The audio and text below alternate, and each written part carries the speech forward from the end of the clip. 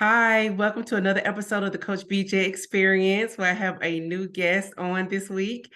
And I'm going to let my guest start off by telling us her name, her education and career, and give us a little bit of background about her.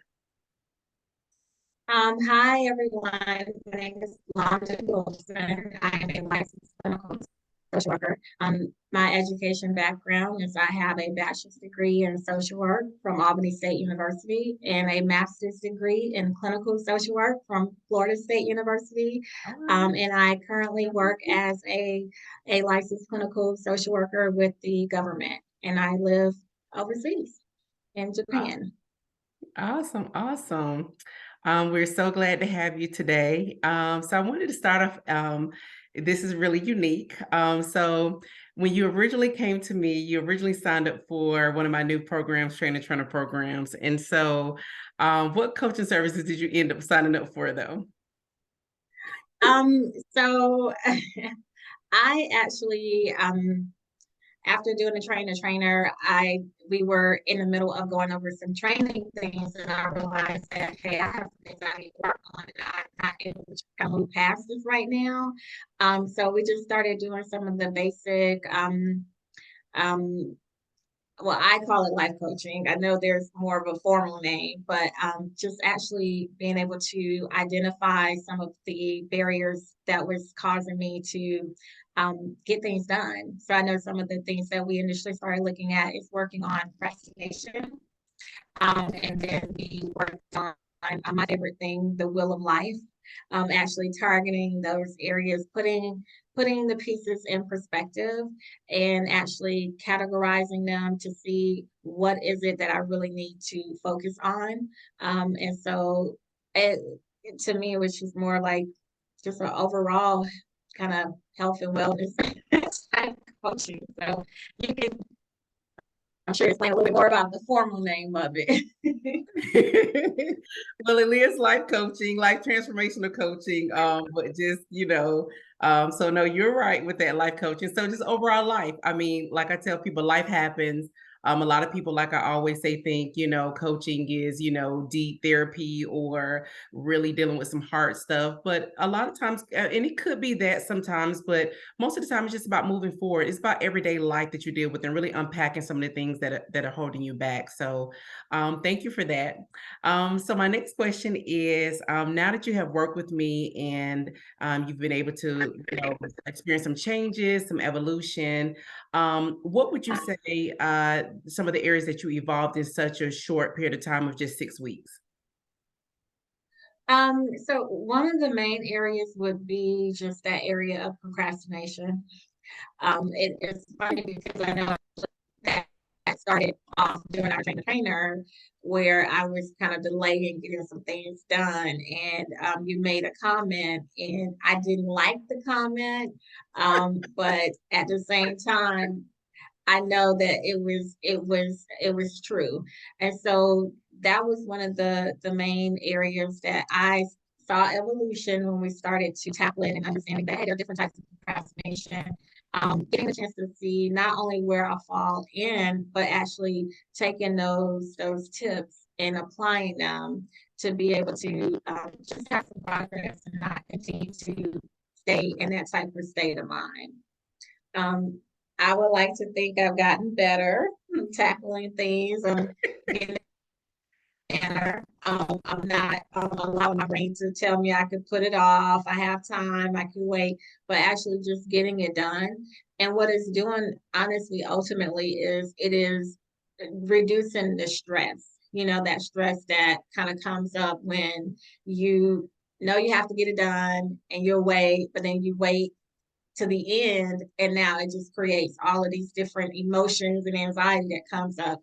But now I don't have that because I'm actually taking time out to prioritize and just go ahead and tackle it.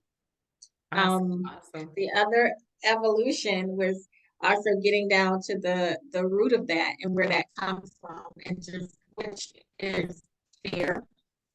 Fear of failure, fear of what other people are going to think, and just like really truly uncovering the real issue behind that and addressing that in that area, as well as some of the personal areas that we worked on. Awesome. And I love that you said that it's really unpacking the root cause of it. Mhm. Because realistically, 80%, I would say 75 to 80% of us really deal with fear of failure, really deal with a lot of the things that you mentioned. We do wondering what people are going to think. And, so a lot of us, and like I call it people pleasing, a lot of times we're just making sure that we are doing, what we need to do. So, you're not by yourself. I am recovering. I am in recovery, so, and a lot of us think just because we're, professionals, because, you're a social worker yourself. So just because we're in a mental health field, a lot of people feel like we don't go through our own stuff, but we do. And so I like to make sure that I share with my clients that, hey, just because I'm a coach, just because I know the tools and I have them, I still go through stuff. So that's the thing. I have to pull out my tools and use those things to help me combat some of the things that I experience on an everyday basis. So thank you for that. One of the other questions I like to ask is I look at coaching as the gift that keeps on giving, right? So tell me something that you have learned or something that we have discussed over your sessions that you would be excited to share with someone else. Well, I mean, for me, that's a little unfair question because the whole reason I came was to do a train the trainer so I could purposely share it with someone else. So so I have been doing that. So one of the tools that I use in my practice that I absolutely love is the Wheel of Life. Especially in the working with the population I work with. Um, Coming to someone to talk or mental health, it is met with a lot of stigma. It's not always supported, but being able to present something like that to them so that way they can see all different components that they value. Um, the population I work with, they talk about value system a lot. But then to actually see, hey, there's certain areas that I value, but there's some areas, although I value these areas, there are also some areas that are causing some stress or causing some difficulties or I'm experiencing some challenges in. So being able to put it in perspective and align it to see how it all connects, it has truly helped the population I work with. And that's just one of the tools I like to lead with. It's a good, it's a good, almost like an icebreaker, because Yeah. it's difficult sometimes to just, start with what I would normally do from my experience doing a assessment, a regular, like, and take a regular assessment. That's not going to work for this population. So it has to be something presented in a very, very non-threatening way. And so I really like that Wheel of Life because it helped me. It helped me to see, hey, these are some areas that I feel great about. I feel like they're strong. I don't feel like I have any types of challenges. But then there are some areas over here. If I could just push it one notch, I know I would feel better. I would do better. But then even working on that one area, it can have an impact on the rest of the area. Like we're talking about my physical health.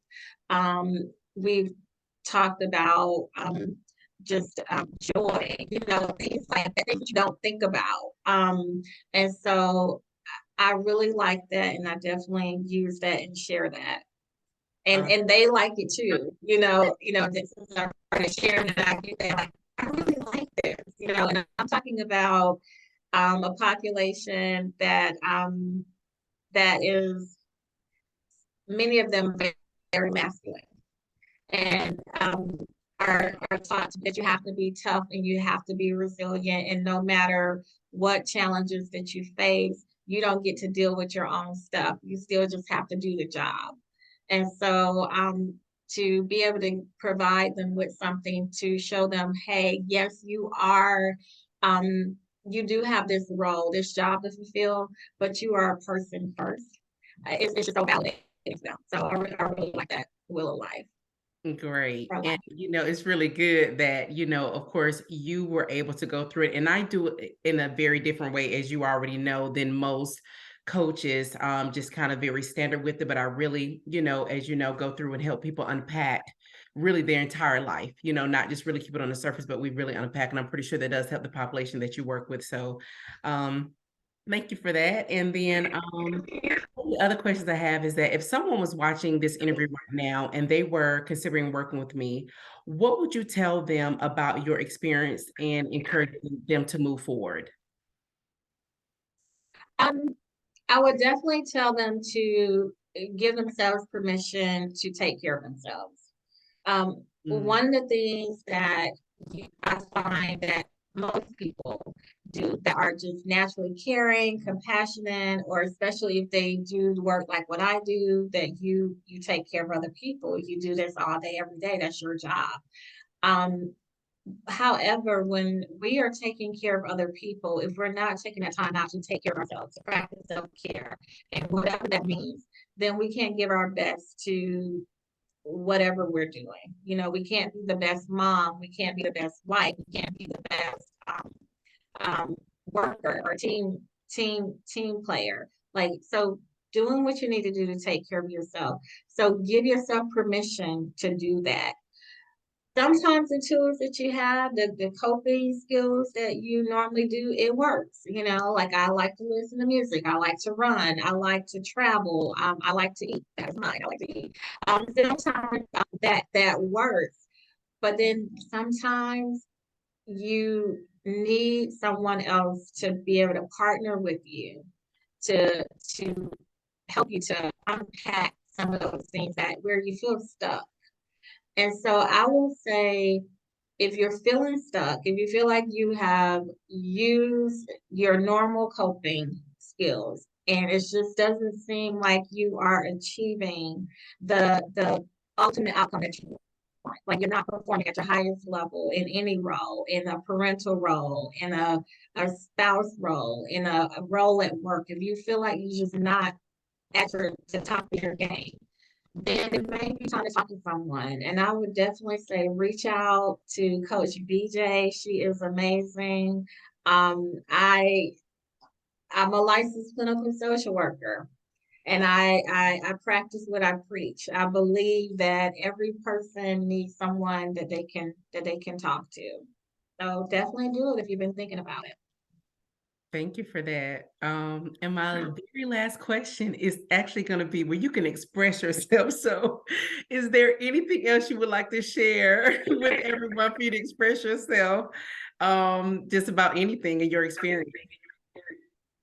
Um, I did not talk about the total reason that we started talking. So I talked about I came to you because of the trainer. And that was I'm a licensed clinical social worker. I've done some work as in coaching, but it's been a while that I've been removed, and it is a difference. So I wanted to just kind of brush up and make sure that I was offering the people I work with the latest and the best types of techniques. But in working and doing the trainer, I realized like I was not okay. And so one of the things that I knew that I started noticing was that I'm having some problems with sleeping, but then all of that I knew was underlying from some other things I had dealt with. We have all gone through very tough last couple of years. It has had a huge impact on the world. Like I live in a different country right now. I'm in Japan, and I can tell you what has happened over, excuse me, what has happened over in the States also happened here. And it's tough. It's tough when you are disconnected from people. It's tough when you can't do or practice your usual coping mechanisms because there's a pandemic. And so I think the entire world saw itself in a different place where we had never been, have more anxiety than we'd ever experienced, more grief than we had ever experienced from losing loved ones, or even just the loss of maybe a job, because that was something that changed, or the loss of, or even the reduce of income. You used to having two incomes in a home, or one, or making more money, and now there's a change in that. So a lot of grief and loss, and that will deposit and leave you with a lot of emotion. And that's the place where I was, but that's also the place where I know a lot of people are. And so, excuse me, if I could share anything, um, I just want to definitely be a testimony to say that